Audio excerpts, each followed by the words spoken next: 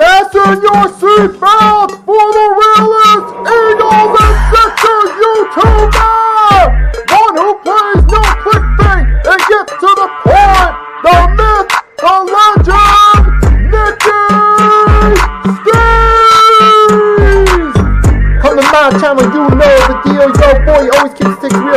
I'm simply statue think and slate, dropping unrealistic mad 2K takes for the kick. Even though cats like that get views closer to the millie, never hear me preach, flip on to Philly. Before you watch the Eagles all the way through the early 22, authentic talk, forget what others do. Come to my channel, you know the deal. Yo, boy, always keeps things real. The 24/7, 365 way. Sports content for the reals that fill the day.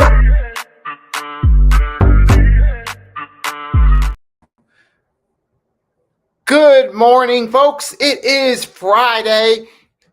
We're hours away from the injury report being finalized for Week 12, and we're just 2 days away from a little over 48 hours to be exact.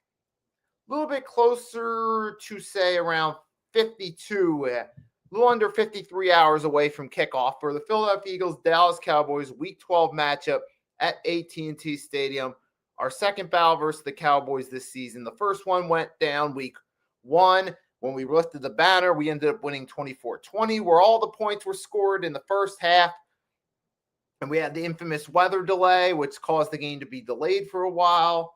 Long story short, when it was all said and done, the Eagles came out victorious in what ended up being an offensive shootout in the first half and a basically offensive non-existence in the second half. But that was week 1. We got the first win against them. Now we play against them in week 12, the rematch, the second battle of the year. And going into this one, we enter week 12, the 3.5-point favorites in this one, which obviously were the favorites. We're currently standing at 9. We're currently standing at 8-2 headed into this one. Dallas Cowboys stand at 4-1. Is it? Yep. And they're fresh off a Monday night win against the Raiders, where their defense had their best performance of the season, but that's also against the Raiders, a team who can't get anything going on offense. So the 4-5-1 Cowboys won 33-16 against the Raiders. We saw in that contest, the Cowboys defense ended up getting 4 sacks on Geno Smith. They ended up shutting down the Raiders run game to only 27 yards for the game total, which is a bit odd and a bit out of character for this year's Dallas Cowboys defense, because we've seen their defense getting cooked. Week after week 3, we saw them week 3 get cooked by the Chicago Bears. We saw them just absolutely decimated against them. We saw them get absolutely destroyed by the Denver Broncos, who had their best offensive performance of the season against the Cowboys. And we also saw they almost got beat by a Russell Wilson-led Giants in week 2 in a game that came to overtime. So it's been very interesting story as far as the season goes. Now, the Dallas Cowboys defense has been a much different story this year. They've given up a total of 293 points total for the season, and they haven't had a very efficient season, whereas on the other hand, our defense, we get up 201 points for the season, but here's the difference. Recent weeks, our defense has been phenomenal. We've been lights out, getting to people left and right. Jordan Davis was named Week 11 NFC Off Defensive Player of the Week for Week 11. So that Jordan Davis is fresh off another game. We saw he got a couple batted passes, including one where he batted a pass that led to the Cooper DeJean pick early in the game against the Detroit Lions. Point is, this defense has been coming on strong the past. We've only allowed a total of 12 since the bye week. We've played 2 games against the Green Bay Packers and Detroit Lions, both in prime time.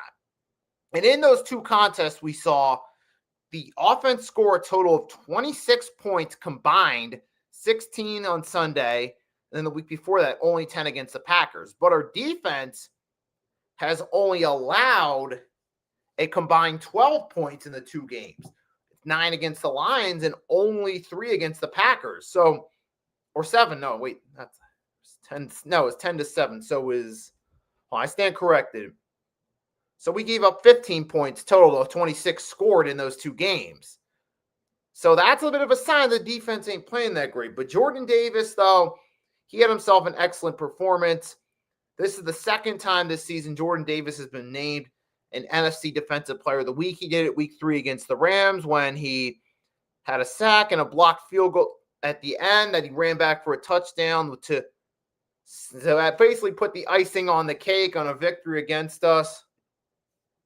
And ultimately, we ended, so hey, Jordan Davis has been playing excellent. He's been balling out. We've seen Jalen Carter continues to ball out.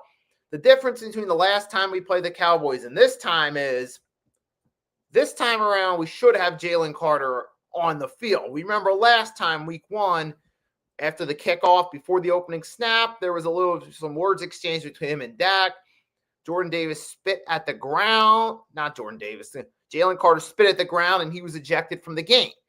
But this time around, Jalen Carter should be in the game. As long as he doesn't do anything stupid, and as long as he stays healthy for 4 quarters, Jalen Carter should be available for us. And we've seen, and looking back now, but it's also interesting to revisit our first matchup too, because we can look back on it. It's now week 12. There's been 11 weeks that have passed in between the two games, so we got a strong sample size to back off of when comparing the Eagles versus the Cowboys. Since then, Jalen Carter has been the difference maker for this defensive line. We've seen how different. The Eagles look like two completely different teams with Jalen Carter on the field when he's not versus him not being on the field. We saw against the Giants the first go-around at MetLife on that Thursday night game. We didn't have any Jalen Carter. Our offense had nothing going at all. But then, fortunately, when he does play, like the rematch against the Giants, we've seen these past couple weeks against the Lions and Packers where our offense didn't really get much going. We did stop him to 16 combined points in those two games. Jalen Carter's been a difference maker in those two matchups, holding both the Packers and Lions respectively to under 10 points. So this time around, as long as Jalen Carter stays healthy, as long as he doesn't do anything foolish before a snap, he should be available to play for us this time. Because remember last time we didn't have Jalen Carter. Dak Prescott, he was looking phenomenal, though. But to be fair, the offense has done pretty solid, too. Dallas Cowboys have had 2,587 passing yards on the season, as well as 1,200 rushing yards on the season. You got Javonte Williams. He's been doing pretty good, and he actually did pretty good against us last time, too. I mean, because that first half, the Cowboys were they were playing lights out the first half against us on offense. It was our offense going down the field, balling out that stopped them. But unfortunately, now the offense hasn't been playing as great in the game since then. We haven't had a strong offensive performance in these past 2 weeks. Since the bye, the last game we had offensively where we looked strong was against the Giants. And not to mention Saquon Barkley. I don't know if it's the Madden curse leading to inefficient performance, but he's not playing up standard that he was last year. With Saquon, it's one of those things this year where you give him the ball 20 times. Yeah, he'll have decent stats and it'll help break the game open. Well, he'll help us out on offense, but he's not dominating like he was last year. But this year, we see the one thing with this battle is the offense. I'm kind of curious what's going to happen. Are we going to see the same offense that we saw week 11 against the Detroit Lions and then week 10 against the Green Bay Packers? Or are we going to see the offense? They're going to see the offense that decimated the New York Giants in the rematch in week 9. Are we going to see the offense that dominated the Minnesota Vikings in week 8? And knowing that the Dallas Cowboys have defensively struggled, that could be a golden opportunity to do so. So let's take a look at the Cowboys schedule real quick so we can see how many points they've given up. So let's take a look in one moment. I'm going to take a look at the Cowboys offense real quickly. And I'll share the screen with you guys. So we'll go ahead and do a game by game. And I'll get to the point in a minute. So we scored 24 against them week 1. Gave up 37 in that game, like I said, with Russell Wilson quarterback New York Giants, not a Jackson Dart led. And let's take a look. You even see passing yards. Russell Wilson had 450 passing yards and 3 touchdowns against that Dallas Cowboys defense. Russell Wilson had himself a throwback game. And then the following week, week 3 against the Bears, I mentioned that one. They got cooked. They gave up 31, I repeat, 31 points. Then in the tie, week 4 against the Green Bay Packers, they gave up 40 points. Against the Jets, they gave up 22. They gave up 30 to the Panthers, 22 to the Commanders, down their starting court, down Jaden Daniels. And then you saw 44 against the Broncos, gave the Broncos their best offensive performance of the season. 27 against the Cardinals with Jacoby Brissett, mind you, against a struggling Cardinals team that's only got 3 wins on the season. The other 2 wins being in ugly fashion against the Carolina Panthers and in ugly fashion against the New Orleans Saints. New Orleans Saints, we know, are tank bowl contenders. The Panthers are kind of an up and down roller coaster team from week to week. And then they managed to hold the Raiders in check, but at the same time, Let's be real. That's the Geno Smith-led Raiders that's been abysmal all season. Geno Smith's proven to be the decade's worst quarterback pickup for a team. So the Dallas Cowboys defense has struggled this season. They don't look the same without Micah Parsons. Micah Parsons now in Green Bay, balling out, helping that Packers defense. Their offense is a whole different story, but that's about for another story for another time. We're not talking about the Packers here. So there's that concern right there. And then you also have, as well as that, you also have even Eric Kendricks, who was one of the better pieces from last year. They've also lost DeMarcus Lawrence to Seattle. And you see Seattle's one of the best defenses in the NFL.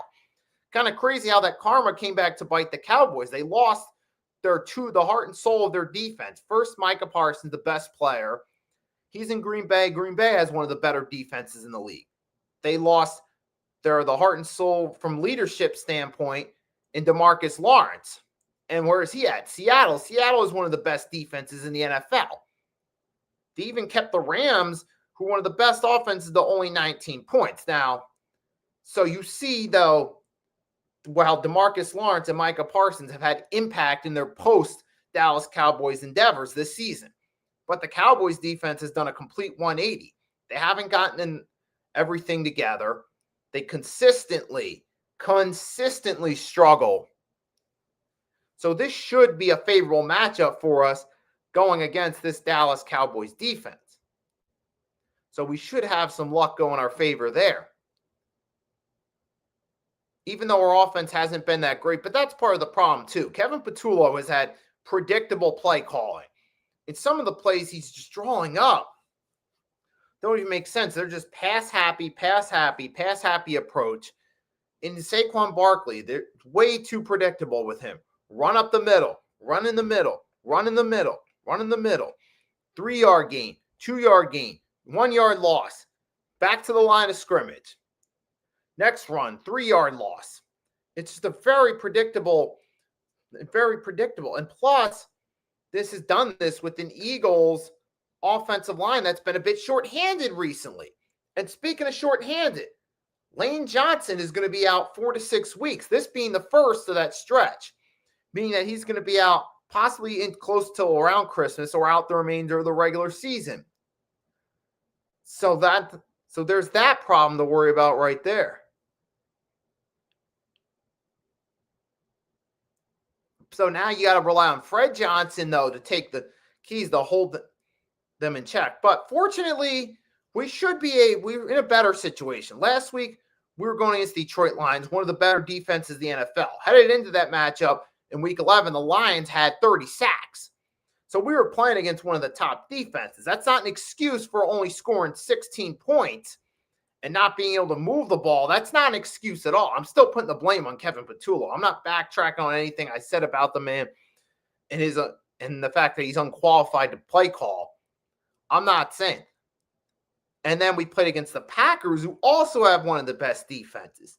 Now, going against the Cowboys, you're hoping this will at least help the offense shine a little bit. Because you're not facing the opposition you're facing in this one on the offensive side of the ball is not as tough. And that should play out in your favor. So that's one potential advantage right there that could work out for us. So hopefully, we're able to turn this thing around, get it together on the offensive side of the ball. Because the last couple of weeks, we've been playing horrible. We've had to rely on our defense to bail us out. And the thing is, you can't consistently rely on the defense to bail you out. You can't. You can't consistently rely on Jalen Carter, Jordan Davis, Zach Bond, Jalix Hunt, Jahad Campbell. You can't consistently rely on Cooper DeJean, Quinyon Mitchell. Let's not forget, it's Jalen Phillips, the latest addition. Jalen Phillips has fit in perfectly with Vic Fangio. These last couple games, he's been one of the bright spots of this Eagles defense. Let's take a look. 1 minute, we're going to take a look at his game-by-game stats. The last 2 games he's played, both for the Philadelphia Eagles. So everything here on down, that's him with the Dolphins. But let's take a look with the Eagles. November 10th, the Monday night game against the Packers, Week 10. He had a total of 6 tackles. He had 6 combined tackles. Last week, he had 5 against the Lions, including a sack. So Jalen Phillips, in just 2 games with the Philadelphia Eagles, has had a combined 11 tackles and a sack. He's immediately made a difference for this team. He's fit in perfectly with Vic Fangio. That's why Jalen Phillips was the perfect pickup for this Philadelphia Eagles defense. You're talking about a guy, like you said, that's it, 11 tackles in 2 games. He came in right off the bat. He didn't need to get squeezed into the rotation. He didn't need a week to get used to playing in the game with them. He had a week of practice during the bye week, but as far as actual in-game experience, look, he connected right away. He was in Miami with Vic Fangio, his former defensive coordinator from Miami. That's why he was the perfect pickup for us. He knew Vic Fangio's style. Fangio knew how to use him, and he's done a phenomenal job in utilizing him through 2 games thus far to go along with the guys like the Jalen Carters, the Jordan Davises, the Jihad Campbells, Zach Bonds of the team. This Eagles defense is cooking on all cylinders right now.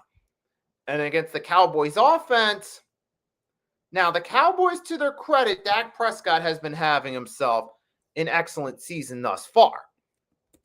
But our defense has been lights out. We shut down the Detroit Lions, who looked like a threat. We held their running game. We held Jamar Gibbs to under 40 yards on the ground. Think about that for a second. Jamar Gibbs, who's one of the threats on Detroit Lions offense, in week 11, he only had under 40 yards rushing. And that's a huge, I'm right there. And if you want to take notes for this matchup, how to prepare for the Cowboys, take note from the Denver Broncos game. Because the Denver Broncos have been one of the best defenses. You look at this. He only had 188 yards, 51.5 QB rating, and 2 interceptions against the Denver Broncos. You see, in that one, their defense stepped up. And we could take note from the Denver Broncos defense on how to get to Dak Prescott, how to force pressure and make plays. If we can just take this momentum we've been building these past couple weeks, that's how you stop Dak Prescott right there. Trust me. So even while he's had his excellent games against teams like the Jets, he had a good performance against the Giants, had himself an excellent performance against the Raiders, the miserable Raiders, on Monday night. And this go around, Dak Prescott stepping up in competition going against that Denver Broncos defense. And also there was that, speaking of good performances, you did see 3 touchdowns against the Carolina Panthers. He had a nice statistical performance, but he hasn't quite played against a defense the caliber of Vic Fangio's Eagles defense that's been on a tear and been carrying this team with a purpose since the bye week. What's going to happen when Dak Prescott, he doesn't have the privilege of going against a team whose only threat is Max Crosby. In this case, you don't sound like, we got to worry about Max Crosby and that's about it. Nah, you have to worry about Jalen Carter, Jordan Davis, Jalen Phillips, Jalix Hunt, Zach Bond. You got a lot of Jihad Campbell. That's going to be a different story for Dak. I don't know, because this Cowboys offense going to be ready? It's going to be a lot easier said than done, even with CeeDee Lamb, even with George Pickens, who have been good weapons for Dak thus far, who have been good weapons, but they haven't gone against the caliber of this Eagles defense yet. And while they do have a solid running back in Javonte Williams, and to be fair, we can't underestimate him because Javonte Williams did have a pretty good game week 1. CeeDee Lamb had an excellent first half, which was undone by some drops in the second half. So we're not underestimating this Cowboys offense by any stretch of the imagination. We're ready for them. We know they're coming to battle, and they're coming to bring it. But so are we. We're also coming here ready to battle. We're coming here looking to take care of business and defeat the Dallas Cowboys and advance to 9-2 and keep our stronghold on the NFC East. And guess what? At the end of the day, yes, I know that we all know there's going to be this saying of the Dallas Cowboys match up well against the Philadelphia Eagles. The Dallas Cowboys have your number head to head.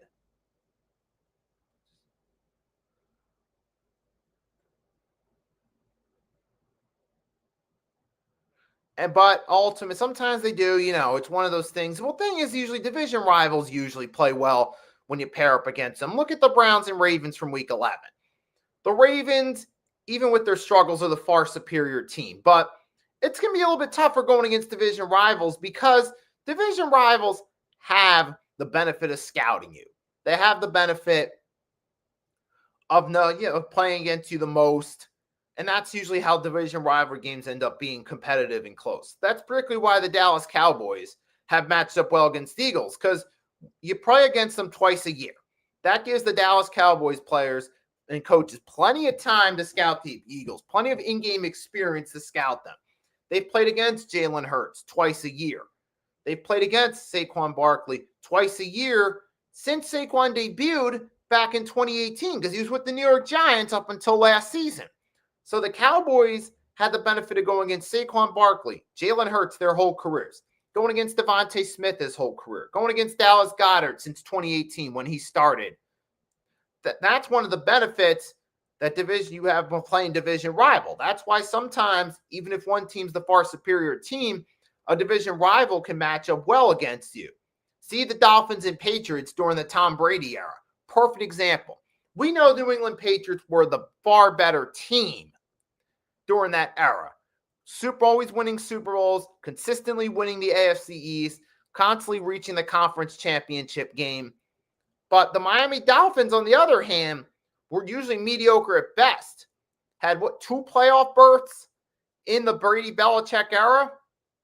2 or 3? Something along those lines. But for some reason, when the two teams matched up head-to-head, particularly in the warm in Florida, the Miami Dolphins seemed to have their number, and they knew how to beat the New England Patriots. But that's part of what happens with when teams play each other multiple times a year. The Dolphins had plenty of experience going against Brady and Belichick. They got firsthand experience seeing Brady's strengths and weaknesses, and that makes it easier for a team to prepare to go head-to-head with them. And that's what we see with the Eagles and Cowboys. The Cowboys know our defense. Dak Prescott's played against this Eagles defense his whole career, twice a season. He's had plenty of practice going against said Philadelphia Eagles defense. That's why usually they match up well against us. So even though we are the far better team, don't be surprised if the Dallas Cowboys make it a little bit tighter and closer than expected. But ultimately, we still got to wait for the game to be played.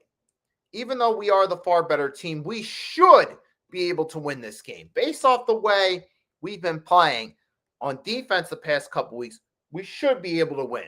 The Dallas Cowboys defense should be an easier matchup for us, even with Kevin Patullo's terrible play calling. The Eagles should at least find a way to make more of it.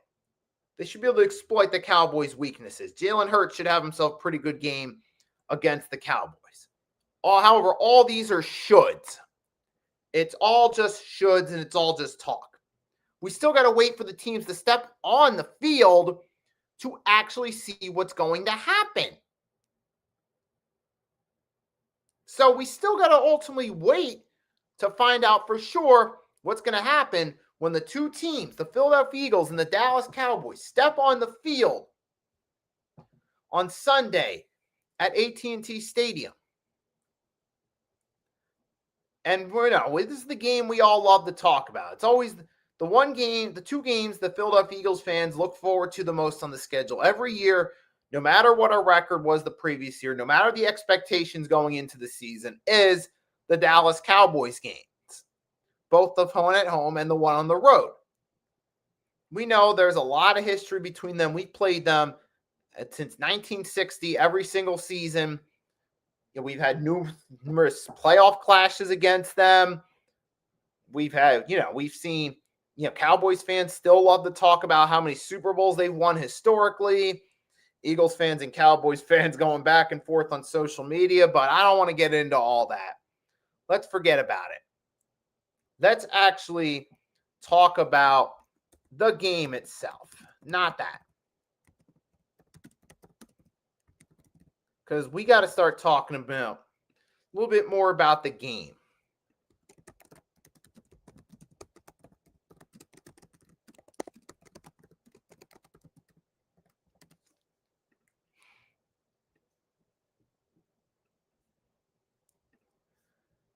So now we're going to segue into something different.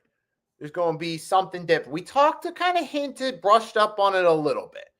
One of the main matchups in this one, it's going to be the Philadelphia Eagles defensive backs going against the Cowboys star receivers with CeeDee Lamb and George Pickens. That's going to be the key matchups right there. You got Quinyon Mitchell. Now, Quinyon Mitchell has been excellent. He was excellent last year. He's continued that this season. We made the jokes about Guantanamo Bay, about Quinyon Mitchell locking you up. And in this one, you're going to see Quinyon Mitchell will go head-to-head against him. Probably going to be going against CeeDee Lamb. Should match up Mitchell man-to-man because we've seen the past couple weeks, these Philadelphia Eagles secondary players, these defensive backs, match up best man-to-man against receivers. So if you put Quinyon Mitchell man-to-man against CeeDee Lamb, that's the best matchup. Not 5 yards out, 5 yards back. Nah, that ain't going to work.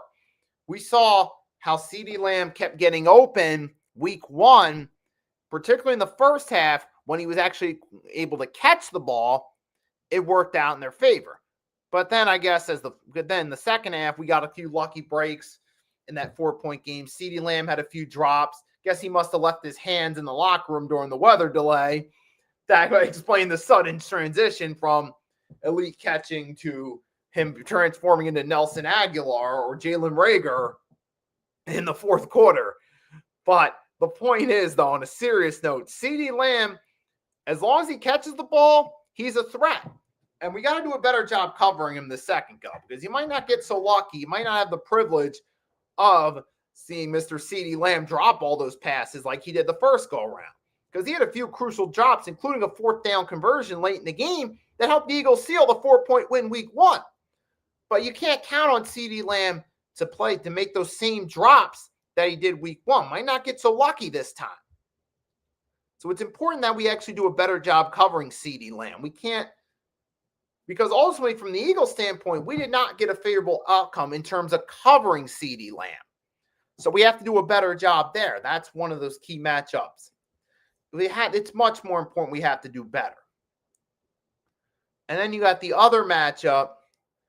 You got to go Jalen Carter going against Tyler Booker, who's been the rookie offensive lineman for the Cowboys. Booker, he's been decent, but Tyler Booker is yet to go up against someone the caliber of Jalen Carter. Let's see if this man can handle the pressure going against Jalen Carter. I got Jalen Carter in that matchup there because, look, Jalen Carter's in his 3rd season. He's consistently played. He's gotten better last year, carried that over to this year. I definitely think that's a favorable matchup there for Jalen Carter. Going against Tyler Booker right there to shut it. And now that ties into another big matchup. It's Jalen Carter can beat Tyler Booker. That helps the Eagles D-line defeat Dak Prescott. So that's what also you got the other thing, the Cowboys. You don't just got to worry about whether Tyler Booker, your rookie, can handle the pressure of going against Jalen Carter. You also got to worry about those Eagles edges. Because that's going to be a particularly tough matchup for them. And that's good because you want to come from the edges because the Cowboys love to use those play action plays. You definitely want to beat them out with your edges, get a little speed in that matchup, get to Dak Prescott as quick as possible, and be able to stop them. I mean, that's going to be good. But you got the right play. but you got the right pieces right here. You got in this one, you got the right players. You got guys like, you got Jalen Phillips, who's an excellent pass rusher. He's been phenomenal for us recently. So I think right there, you got Jalen Phillips. That's the perfect guy to bring the heat on Dak. Get some pressure on them, force the Cowboys to make mistakes, and utilize it to your advantage. That's a phenomenal matchup right there. So you give me Jalen Phillips to get the pressure on Dak Prescott as your edge guy to bring the heat. So I'm all in favor of that. So let's just keep that. So let's keep that thing going.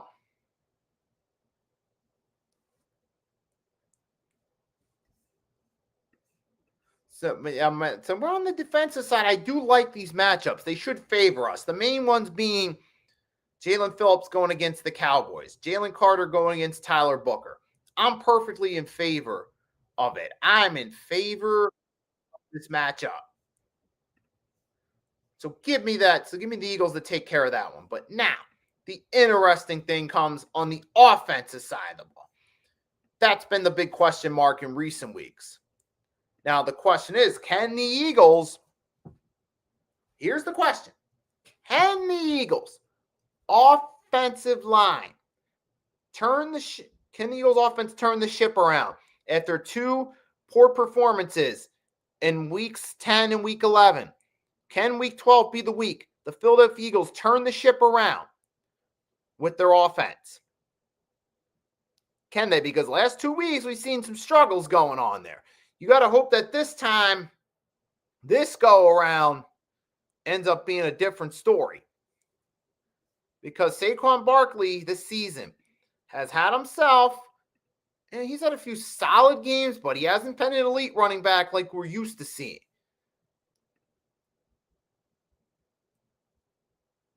And we got to hope that Saquon Barkley can have a bit of a turnaround here, because this season hasn't been great. It might be a little bit similar to week 1 where Jalen Hurts has to make some plays with his feet, but we've seen also recently the Eagles have gone away from kind of gone away from the RPOs. They tried to rely on Jalen Hurts being more of a pocket passer quarterback, but that's where it's gone wrong with Kevin Patullo as the signal caller. We're trying to rely on Jalen Hurts being a shotgun passer. That's not who Jalen Hurts is as a quarterback. That's the problem with Kevin Patullo. He's trying to make Jalen Hurts a pocket quarterback when that's not who he is. And that's a crime by Patullo in a figurative sense to do so. You know Jalen Hurts is not a pocket passing quarterback. You've been with this organization the entire time since Sirianni's been here. This man should know from his experience working with the Eagles. Hey, Jalen Hurts is not a pocket passing quarterback. Stop trying to make him one. That's not who he is. Jalen Hurts is a dual threat quarterback. RPOs are where he excels the most. And the Eagles have gone completely away from that. Completely away from the RPOs that worked out well. That would be a great opportunity to get back into it against the Cowboys, because we saw in week 1, Jalen Hurts was making some plays running with his feet, particularly in the first half when we scored our points. That helped us out big time on offense. Now, we should do the same thing this go around, try to get a more favorable outcome than we've had the past couple weeks. Because who was the lead rusher week 1? It was Jalen Hurts. They were still trying to do some of the RPOs, and it worked out in our favor. So you got to do that again in this matchup. Jalen Hurts going against the Cowboys defense. That's one of their weak points, as well as covering. But I feel like in this one, it'll work better in our favor because you got A.J. Brown. You got Devontae Smith. You got those guys. When you've seen those guys, when we go against teams such as the Minnesota Vikings and the New York Giants or the Tampa Bay Buccaneers, who despite their 6-4 record are mostly getting have that record, the 6 wins off the back of offense, not necessarily on the backs of their defense. Tampa Bay Buccaneers haven't had the greatest defense in the world. They have some talented players on there like Vita Vea and Winfield Jr., but they're not necessarily the best defense in the world. And the Eagles offense had themselves a field day against them. Now, come back here against the Cowboys, who have consistently struggled on the defensive side of the ball all season. This is a golden opportunity. I emphasize again, a golden opportunity for the Philadelphia Eagles defense to have themselves, no, not their defense, their offense, to have themselves a good game against that defense. A.J. Brown, Devontae Smith should be able to shine, all things considering. So I see this offense going out there having themselves an excellent performance, particularly in the air game, mainly with Jalen Hurts using his feet. Now, Saquon Barkley, maybe Saquon surprises us, has himself a decent game, maybe gets 18 to 21 carries, and eventually he's able to just break off a few nice runs in those carries and help us out a bit. But I mostly see this being the passing game to move the ball on offense, even with the flawed play calling against this Cowboys struggling defense. My biggest thing is the defense has been great, so we should be able to, all intents and purposes, win this game. Make everyone forget about the previous 2 weeks. Have people fooled into thinking that Kevin Patullo should keep his job after we going into week 13. That's kind of what I see happening here. But at the same time, I'm also fully aware that, hey, it's football. Anything can happen. You never know. Maybe the Eagles defense starts to get a little burnt out from carrying the team the past couple weeks, and they have a dreadful performance.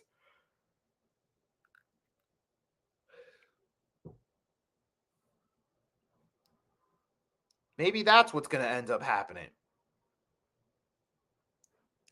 But hopefully that doesn't happen. But I'm putting it out there because it is a realistic possibility.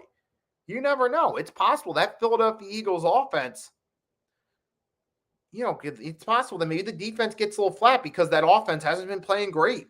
Defense has been carrying the load the last couple of weeks. Maybe they get burnt out going against one of the better offenses. Hopefully it doesn't happen, but you never know, it could.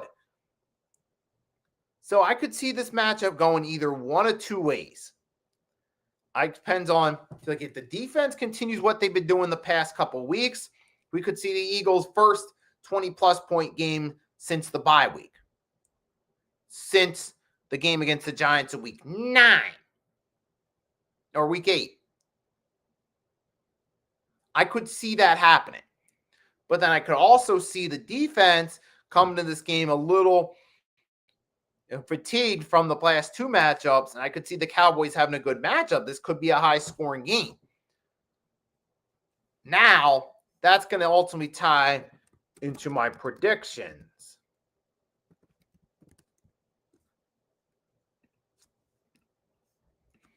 For my predictions, can you just kind of piggyback? You've seen my lay 2 different examples. I could see this either going one of 2 ways. Either the Eagles win this game by a score of somewhere around 27-15, or possibly see this being a high-scoring game and continuing the trend of the Eagles and Cowboys splitting, where the Cowboys win this game by a score of 30-27, possibly off a Brandon Aubrey field goal in overtime from long distance, or at the end of regulation. This could go either one of 2 ways potentially. It ultimately depends to me on, can the Philadelphia Eagles defense keep momentum up? Because the Eagles offense, they should be able to score more points against the Dallas Cowboys. They should. Yes, I know we struggle on offense the past couple weeks, but to be fair, those were also in situations where we were going against a team that we run against teams like the Packers and the Lions, and with Kevin Patullo as signal caller, doesn't help much. But this time around against the Cowboys secondary, we should be able to find ways to score points. I mean, after all, the Denver Broncos, who aren't exactly the greatest offense in the world, had a field day against them. Russell Wilson from the New York Giants had the best game of the season against them. He had people fooled for a week into thinking he could still go as the Giants signal caller headed into week 3. So we've seen those teams teams like the Broncos and the Giants with Russell Wilson, teams that weren't exactly known for being high-powered offenses this season, have themselves excellent games against the Cowboys defense. So if they can do it, why can't the Eagles? Why not? Philadelphia Eagles should be able to have themselves a good game on offense, even with the struggles of Kevin Patullo as the signal caller. I mean, for God's sake, Russell Wilson nearly 500 yards against this Cowboys defense. Bo Nix had a phenomenal game, his game of the season thus far, against the Dallas Cowboys defense. You even had Jacoby Brissett in the Arizona Cardinals looked like a solid offensive unit against the Dallas Cowboys defense on Monday Night Football. So based off what we've seen right here, I don't see why the Philadelphia Eagles would do anything different. I don't see why it would be any different this go around. We should ultimately be able to take care of business and once again come forward with the victory. Our offense should be better this week. But like I said, those are my predictions. I'm saying that the offense comes out and has himself its best game in a while. But ultimately, it's going to come down to whether or not the defense can continue that momentum against the Dallas Cowboys. That's what it's going to boil down to for me.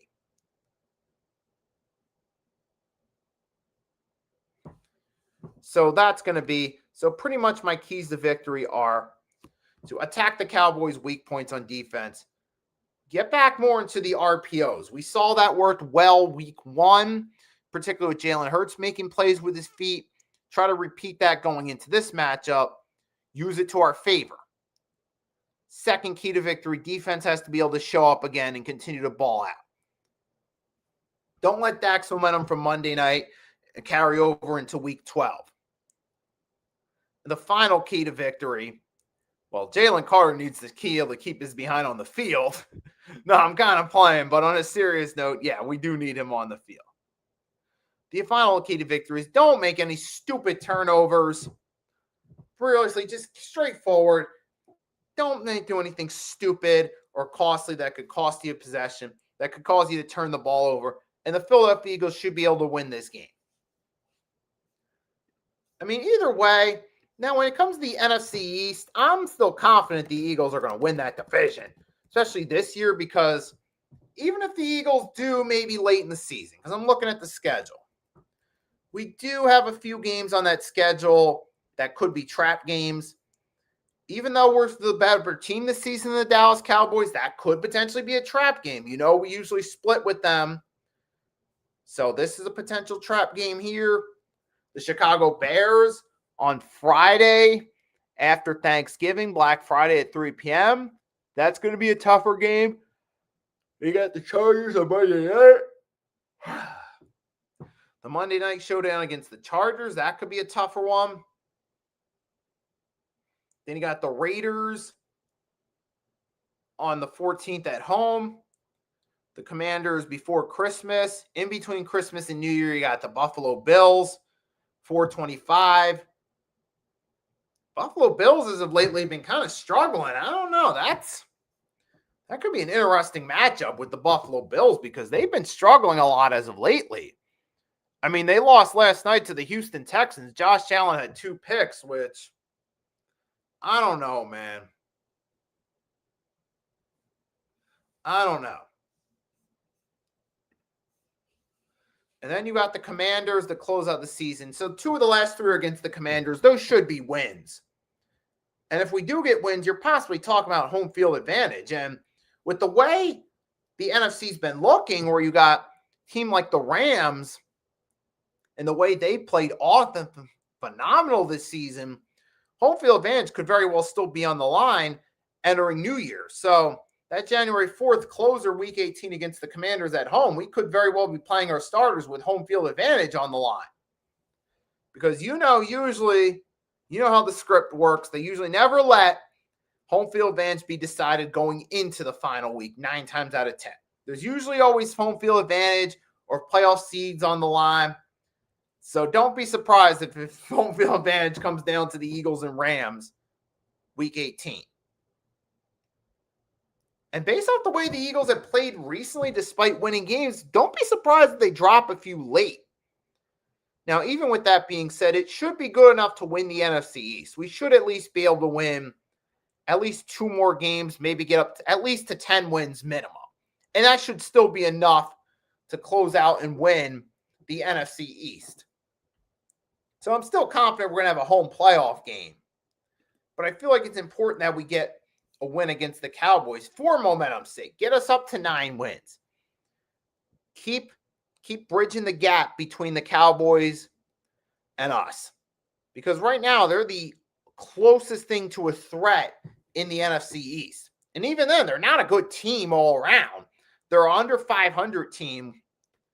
So if we just beat the Cowboys, sweep for the season, get to 9 wins, they stay at 4 wins, that should help bridge the gap. Even if we only finish the season with 10 wins, say, and we go on a similar trend to 2 years ago, which I'm not saying it will, but even if it were to happen, that should still be enough to win the NFC East.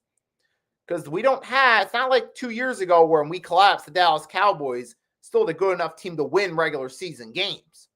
And ultimately, they won the NFC East and got the number 2 seed and fooled everyone into thinking they might have a shot in the playoffs. I know that's not going to happen here. So the Eagles should be the first repeat division winners since the 2003 and 2004 Eagles, which has been over a decade, a little over 2 decades, actually. That's insane. It's the one division where we've had a division winner, different division winner every season. It's the longest active streak going in the NFL for different division winners.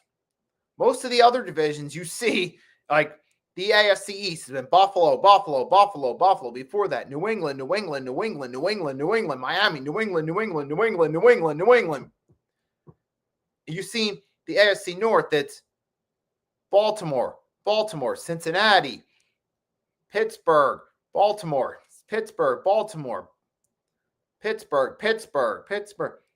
Cincinnati. But usually there's been the consistency. Either Pittsburgh a couple straight years or Baltimore a couple straight years. You've seen the AFC West, Kansas City. AFC South's been one of those few divisions that has fluctuated in recent years. It was Houston, Jacksonville. Before that, Tennessee. But you've seen as even that stretch a few straight division winners. You look at the NFC North, been Detroit Lions. Before that, it was Vikings, Packers. And you look at NFC West, NFC West has been another one of those divisions that's altered between Rams, 49ers, Rams. But even then, you still had multiple seasons with consecutive division winners. NFC South and Tampa Bay. Before that, New Orleans. So ultimately, all the other divisions have consistently had a consecutive winner, except the NFC East. The NFC East has been the one division that's always had a different division winner each season for a little over 2 decades now. I feel like this year, regardless of how that schedule on the screen plays out the rest of the way, should be the first time in a little over 2 decades that we have consecutive division winner in the NFC East. And that should be my team, the Philadelphia Eagles.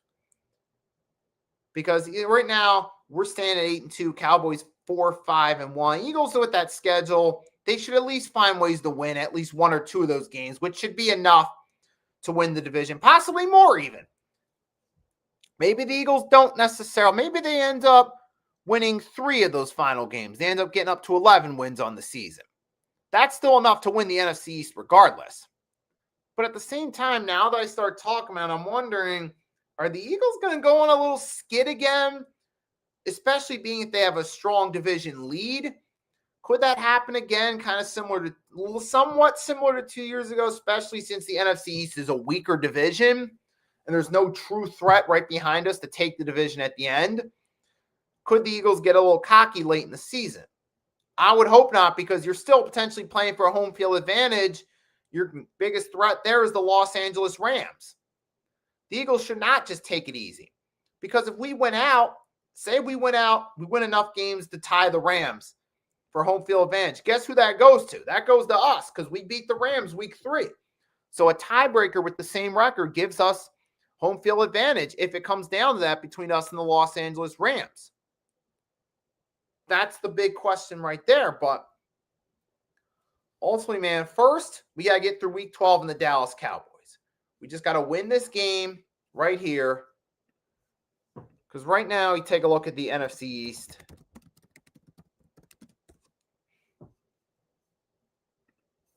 Look, this should be an E. Give me 1 second. Oh, come on. All right, here we go. I'm going to share it with you guys. Give me 1 second. Here we go. So right at the top, NFC East. 4-game difference between the Eagles and the Cowboys. Then you got the Commanders, 3rd place at 3 wins. Giants, dead last at 2, contending for the Tank Bowl. I don't see things getting better for the Commanders and the Giants. Give me 1 second. I'm going to take a look at the Week 12 schedule, see what the Giants... Well, the Giants got it's right there. Giants, Detroit Lions. That should be an easy win for the Detroit Lions. So that would be another loss for the Giants. And then the Commanders. Are they on a bye this? I think the Commanders are on a bye. So, yeah, the Commanders are on a bye. Let me just double check one more. Yeah, the Washington Commanders are on a bye. So they're not even playing. They're staying stuck at 3 wins no matter what. So either way, we should be in good standing. If we just beat the Cowboys, we're staying in first place. And then what are the Commanders? They come back and have to play the Broncos Sunday night after Thanksgiving. And then the Giants got to play the Patriots on Monday night after Thanksgiving. Oh, that should be big L's right there for both those squads. So I don't see the Giants and the Commanders doing anything to catch up soon. Giants, you got the Broncos and then the Patriots. That should be 2 straight losses, dropping the 2-11. Should be, but we got to wait and see. But ultimately, the point of what I'm getting at is the reason I showed the Week 12 schedule and I showed the NFC East stand is to prove a point that we should ultimately win the division. If we just beat the Cowboys, that could unofficially seal it for us. You see those standings right there. A win based on the standings can unofficially seal the NFC East for us against the Dallas Cowboys in Week 12. So that's what's potentially on the line for the Philadelphia Eagles going into AT&T Stadium on Sunday. So with that being said, guys, not really much else I want to say. Really want to thank those of you that came in to watch. Thanks for joining. I hope you enjoyed this Eagles stream, talk about some of the keys to victory, giving you the preview. I'll be back to talk about it possibly Monday, maybe Tuesday, but ultimately, we'll just have to wait and see how that goes down, guys. So, with that being said, y'all, thanks for tuning in. Just hope the Eagles get this dub, keep that momentum going. Hopefully, the offense actually plays up to standard. I'm confident in them. I hope they actually do something. So, with that being said, man, leave it at that. Say it's fly, Eagles, fly. Whether we win, lose, or tie, I'm always going to be repping the birds. Your boy will keep coming on YouTube talking about it, dropping some of those YouTube shorts. I'll be on my channel, going live pre and post game, talk a little bit about the Sixers as well. And every Tuesday, you can catch me at noon for the 3-point blitz. This upcoming week, we got episode 36 pre-Thanksgiving to help get us ready. We talk about the Week 12 recap, which will include some talk about the Eagles and Cowboys, but we'll also have a separate stream dedicated to it, specifically from the fan standpoint. So you guys know I'll still be on here. I'll be active dropping content. So with that being said, that's all I got for live streams. I might do a few YouTube shorts where I don't use my voice and don't show my face. Where I'll show some graphics, maybe a few text words, if something interesting develops that I want to share. Either about football or possibly NBA related. So that being said, guys, have a great rest of your day. It's your boy, Nicky Stees, signing off. Fly, Eagles, fly. Until next time,